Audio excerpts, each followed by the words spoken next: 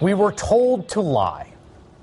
Those are the words of a Bank of America employee describing what her supervisors asked her to do. And she's not the only one.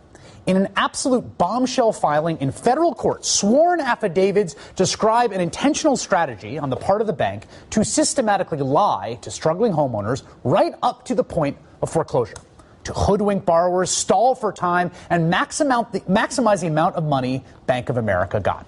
Now, we've known for years, in talking to the people on the receiving end of the bank's treatment, that borrowers seeking loan modifications were strung along and screwed over. Now we have what appears to be the smoking gun. Here's just a sample of what the Bank of America employee said under oath. Simone Gordon, senior collector, 2007 to 2012, we were told to lie to customers and claim that Bank of America had not received documents it had requested and that it did not receive trial payments when in fact it had. Employees were rewarded by meeting a quota of placing a specific number of accounts into foreclosure.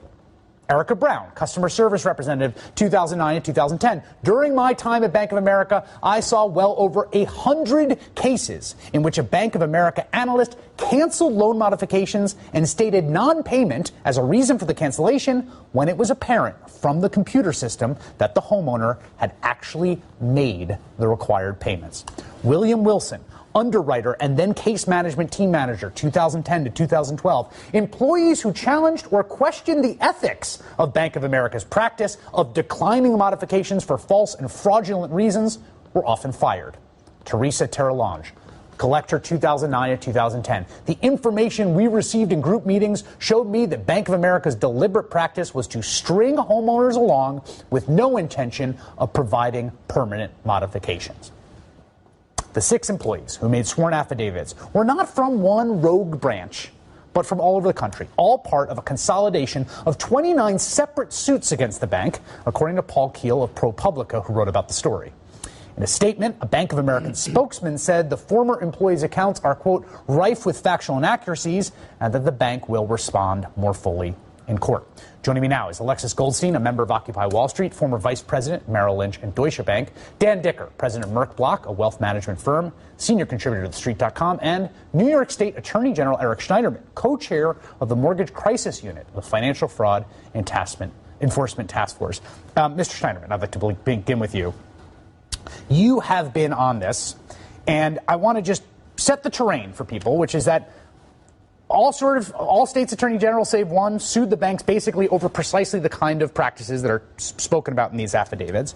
There was a settlement in which the banks agreed to certain terms. What evidence do we have that they are agreeing to those terms, that the kinds of stuff that we're hearing about in these affidavits are no longer happening? Well, the affidavits flesh out a fraud complaint, and I haven't interviewed the witnesses here. I can't speak to the complaint. But I can tell you that we do know that they were stringing homeowners along. And I was here 6 weeks ago talking with you when we sent notice to the monitoring committee under the settlement you described that New York, we're the first state to do this, we intend to sue 2 banks, including the one they just sued. Bank of America. Because we'd found hundreds of violations of the timeline rule. So we can't say we didn't have to allege, and we didn't know that what the reason was that their employees were stringing people along. But I guarantee you, we have introduced plenty of evidence that they were stringing people along, repeatedly asking for documents that have been submitted.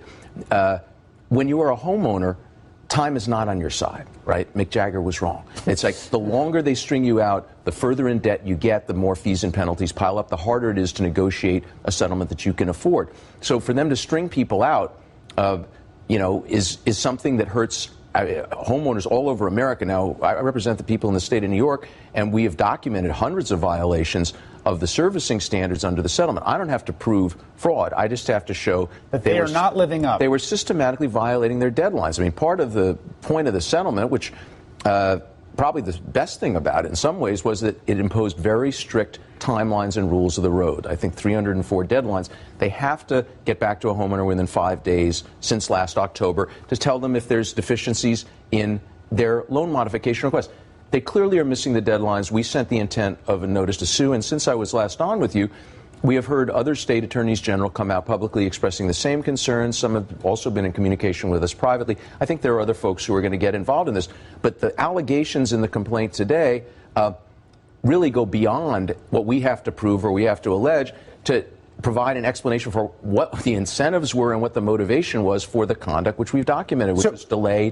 Right. So this is, I think, is the important thing. There's so much litigation in this universe it can get confusing. Like who's suing who settled with who. There's the key thing to understand is there was a period of time when there was just a massive amount of foreclosures in this country that were just like working their way through this system. I think of it about like the snake eating the pig, right? And you see the shape of the pig inside the snake. But that was the foreclosures working their way through this bank system. And it was more than they could digest. And they had an incentive, right, Alexis? I mean, this is the key thing I want you to illuminate here, right?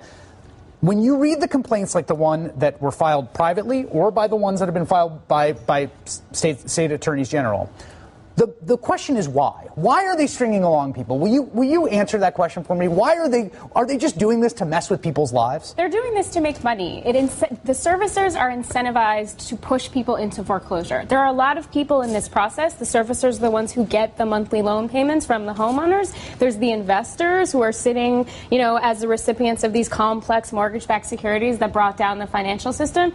Investors are helped if people get loan modifications. Right. Servicers profit. As a society, as our human beings. Right. And so the thing that's horrible about this is there was a program that was a part of TARP called HAMP that was supposed to help homeowners avoid foreclosure. TARP would not have passed if HAMP were not a part of it. When they tried to push TARP through without HAMP, Congress said no. It failed the first time around. Homeowners.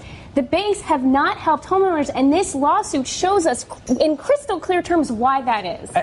I want to only a minuscule part of HAMP has actually been used for refinancing of loans, and that's been a major problem. From a financial point of view, the banks do better by forcing humans into foreclosure than doing something as labor-intensive as refinancing what is a very complex mortgage. And that's what the reason why banks mostly push off these refinancings. So the question I have is, what I want to get to is where there's going to be legal accountability, what is hanging out there as possible sanctions that could happen to them, and also whether the market will ever enforce some discipline on this, whether they're ever going to start to worry that banks are going to be paying out the nose so much for this kind of malfeasance, they start to worry as investors. All that when we come right back.